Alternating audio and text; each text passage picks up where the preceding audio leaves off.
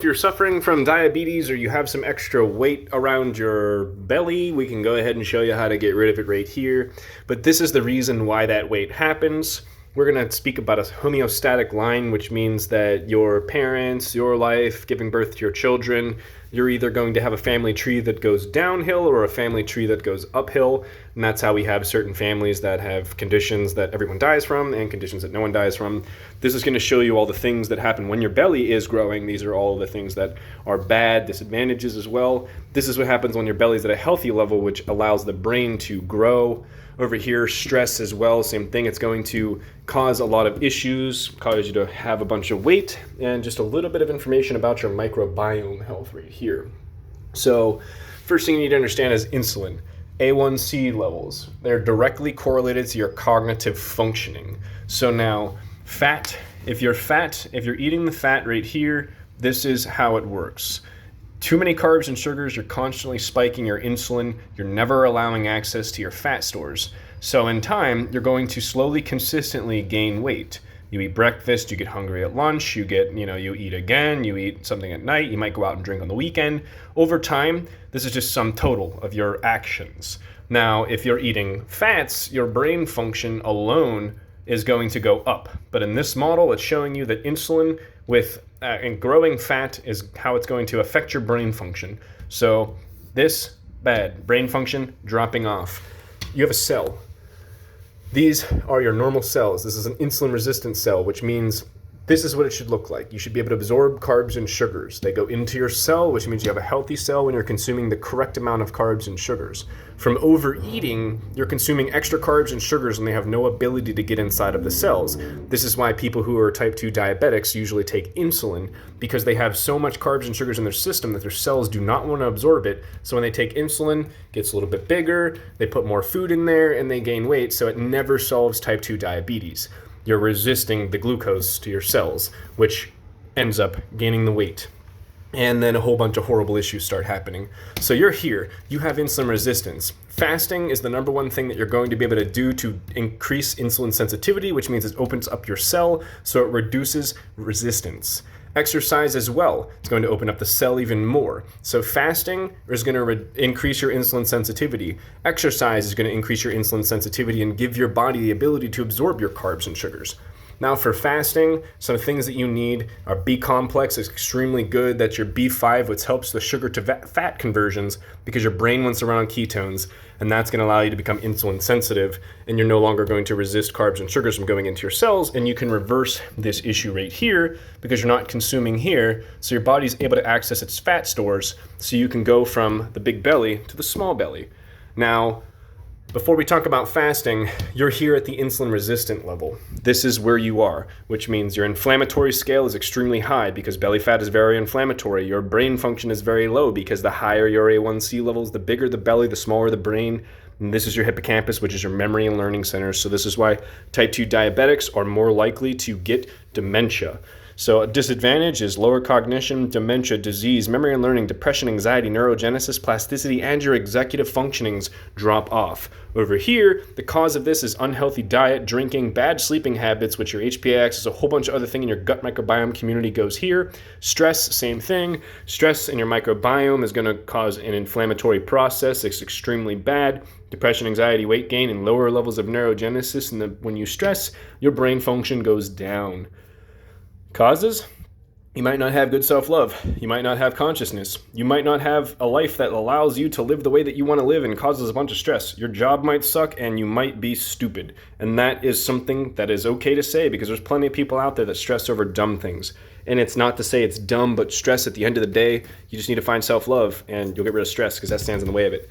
So the fasting is going to give you this. What you want is to fast yourself down so you're no longer insulin resistant and you're insulin sensitive. When you're insulin sensitive, this is good. Your antioxidant systems are on check. Your inflammatory systems are not out of whack. You're able to achieve neurogenesis, plasticity, and your neuronal transmission is functioning because your gut microbiome is good. So if you have a healthy gut and you eat unhealthy shit, you're going to create an unhealthy environment, which is inflammatory and oxidative. If you have a healthy environment, it's anti-inflammatory and antioxidative, which is mind your gut, keep your mind. unhealthy as depression, all these things. Type 2 diabetes, dementia, depression, cognitive impairment, that is across the board something that is valid. So over here, the reason you do the negativity is called reward stimuli. When you eat all these bad things and have this lifestyle, you're rewarding yourself with a negativity. And as you can see, big belly, insulin resistant, oxidative stress, inflammatory issues, also from stress and hypertension. So this is bad. Here, the cause of having these low levels is a healthy diet, some exercise, some self-love, nutritional timing, which is extremely important, and red wine also works with, there's a lot of speak behind plasticity, genesis, stress, inflammation, neuroprotective, energy. Red wine is just pretty valid. There's a lot of type 2 diabetes stuff behind. Red wine is helping. So back on track. Blah. So right here, fasting. What we do is there's a fasting video that I have if you want to watch the whole thing, but this is just crash course. So B complex, that's going to help your brain be able to deal with a hypoglycemia, lack of blood sugar. When you're coming more, you're going to get ketones and you're going to become more sensitive. If you get lethargic, sea salt helps that a lot. Green tea is one of the most amazing things that you're going to have when you fast to help with the insulin sensitivity. It has increased your energy expenditure, going to up your fat oxidation of your visceral fat, which is the belly fat, which is this fat right here, which is the very, very bad fat that you don't want. And from there, it's going to up your fat oxidation. It's going to decrease your nutrient absorption. It's going to decrease your appetite. So that across the board, green tea is amazing with a lemon. All the research that I've ever found was behind medium roast coffee. It has the highest oxidative levels, antioxidants, brain function, LDL, fun stuff. Do all your own research on the black coffee there. If you don't like it, that's fine. I didn't like it either, and I forced myself to drink it. So the reason behind the insulin resistance, the fasting, the exercise, and actually solving it involves our fuel sources. So now when you're eating a bunch of carbs and sugars, this is an example of a bag of chips. It's going to come out with 16 grams of carbs, 1 gram of fiber. So this is refined carbohydrates, carb sugar diet, and you're eating your breakfast. And this is your model of breakfast. You're spiking the insulin. You cannot grow your brain. You cannot shrink your belly. You're saying body grow, brain slow. So right here, you can see that your homeostatic line with insulin resistance is going to decrease your memory and learning brain function, once again reinforcing the mind your gut, keep your mind. And that's extremely important. The bigger the belly, the smaller the brain. All of these things are real. So when we're eating refined carbohydrates, we're spiking our insulin too much, we're creating the big belly environment, and you most likely, if you have an unhealthy diet, you probably fall victim to stress. You have the unhealthy microbiome, which is inflammatory and it causes oxidative stress, on top of the oxidative stress from stress, on top of the oxidative stress from the extra weight, on top of the stress from eating things that create this environment. So now over here, we're going to talk about a fermented carbohydrate. This is an example of broccoli. You're going to come out with 1 total carb overall, and you're getting nutrition here. These are fermented carbs. They're usually obtained through a fasting/keto lifestyle. A lot of people like to eat these. No breakfast. And when you don't eat the breakfast right here, you don't get that spike. So you dip down and you start to burn fat.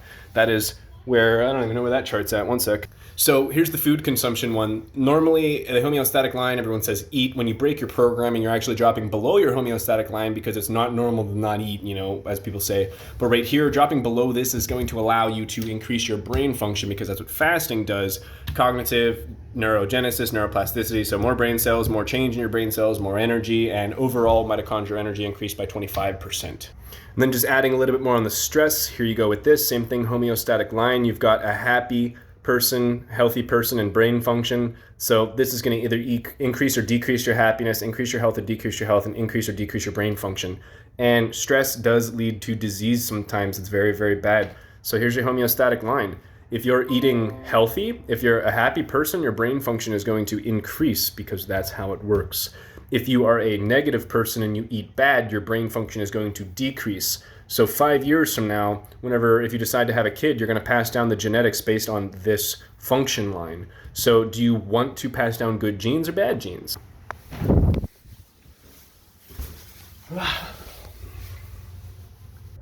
Not sure where I left off on the recording, but we're just going to sum everything up real quick. So this is your insulin resistance. This is how it happens from the overconsumption of carbs and sugars when you're eating this model right here, consuming breakfast. It's reinforcing the bigger the belly, the smaller brain, causing all the issues. You are going to have a higher level of dementia and lower cognition.